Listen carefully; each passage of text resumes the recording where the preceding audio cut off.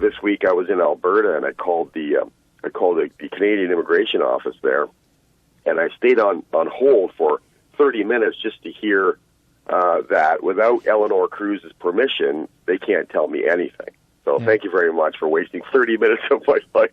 Well, in Canada, they have no such thing as a FOIA process where you can just request information without the person's permission. You have to have it do it. Anyway, so I thought, well, who can I call? Because I'm up here. I want to redeem my time while I'm up here. So I called the Government Archives office up there, and I spoke to Karen there.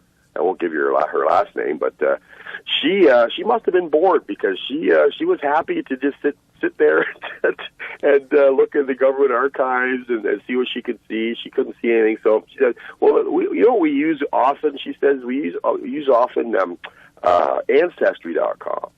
So the Alberta government uses Ancestry.com to look stuff up, and there's a tremendous irony here in the fact that Ancestry.com was founded by the Mormon Church, because they're very big on their ancestry. And so she found Eleanor Cruz and Raphael Cruz, Ted Cruz's parents. She found their names on the government register, the voter rolls for Alberta in 1974, which is proof. I mean, unless we assume that the Cruz family are liars, and when the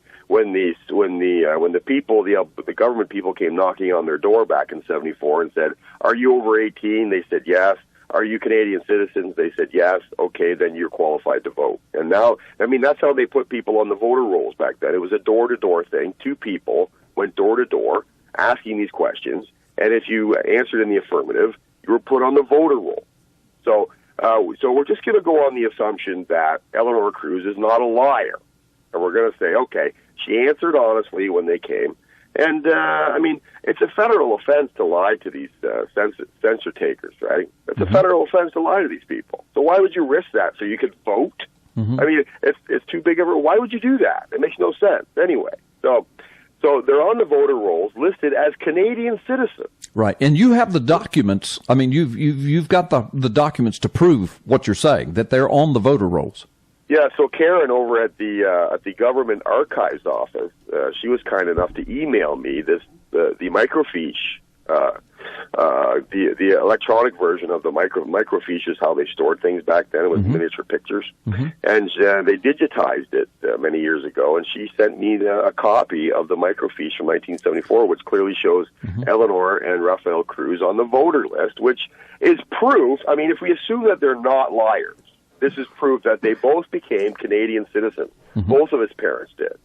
Now, this doesn't prove that she was a Canadian when he was born, and there's all kinds of discussion about whether or not. I mean, the U.S. government-owned website says that if the parents were married, both parents had to be U.S. citizens in order for a child born in Canada to become a U.S. citizen, by bestowal. So.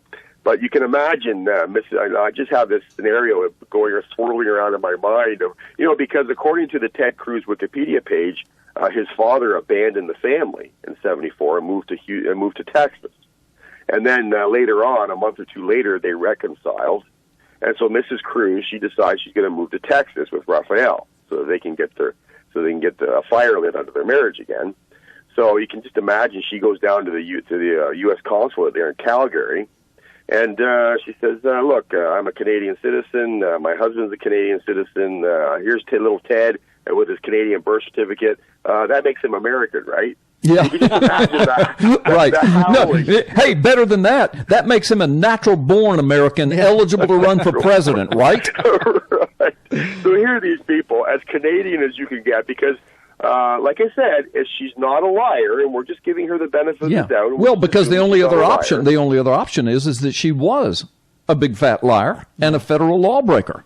I mean, and committed a federal crime against the Canadian government, lied to these censor takers, and got herself on the voter rolls. Why?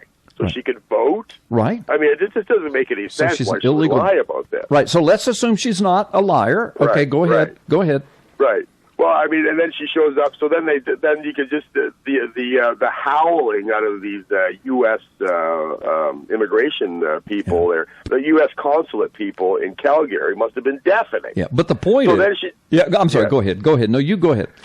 Well, so she did manage to get down to Texas. So the only other option is, and I said this in a recent interview, that I've been across the border. It would not be a lie in 40 years to say that I've been across the border 10,000 times in 40 years. Mm-hmm. And back in the 70s, the way the whole thing worked, in fact, even up until 2001, September 11, 2001, all you needed to get across the border was your driver's license and a handshake. Yeah. Right. So I've done it.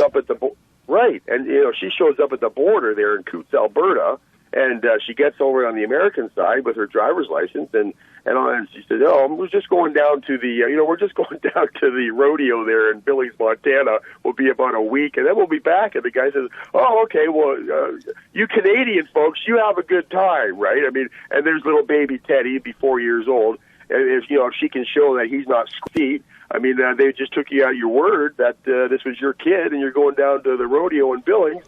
And but she didn't stop in Billings. She just kept right on going all the way down to Houston. And in 1986, Ted needed to go on a school trip, and lo and behold, he needed a passport. Lo and behold, there's no CRBA for the guy, which is what they needed to file at the U.S. consulate in Calgary.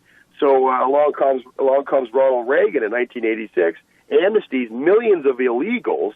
And at this point, Ted Cruz has done a Barack Obama and sealed all his records. Mm-hmm. So we have no records which shows that he was a citizen between 1974 and 1986 when Ronald Reagan did his amnesty move, which would have amnestied Ted Cruz into the family of America.